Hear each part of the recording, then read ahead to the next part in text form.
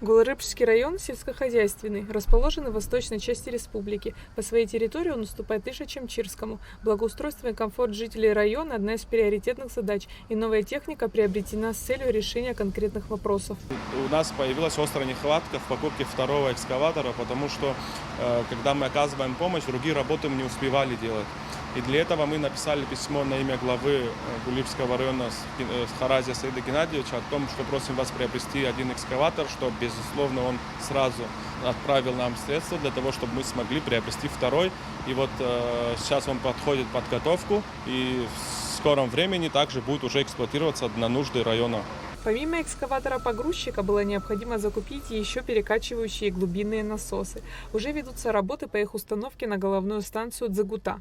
Благодаря администрации президента, кабинета министров, администрации города Сухума, Гулрыбчского района администрации, мы провели работу, чтобы вернуть реку в свое русло.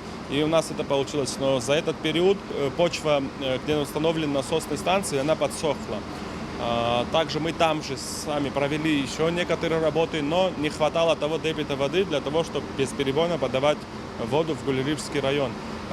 Мы обратились к главе с просьбой выделить нам финансы для закупки вот этих 9 перекачивающих 6 глубинных насосов. На что нам выделили эти финансы, мы закупили и привезли. Надеемся, что в ближайшее время мы избавимся от проблемы с отключением воды, и вода будет бесперебойно выйти в дома жителей Гулрыбчского района. В распоряжении Гулрыбчского района более 10 единиц техники. Это КАМАЗы, самосвалы, трактора и не только.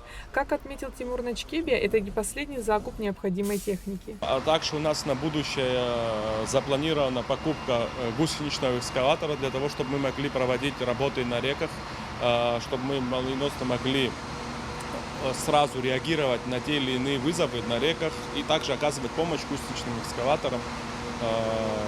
Вот в ближайшее время, в течение 2 недель, данная техника будет уже в гараже жилищно-коммунального хозяйства.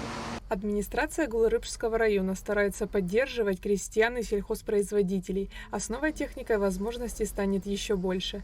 Айлита Арутюняна, Храмичба, Абхазское телевидение.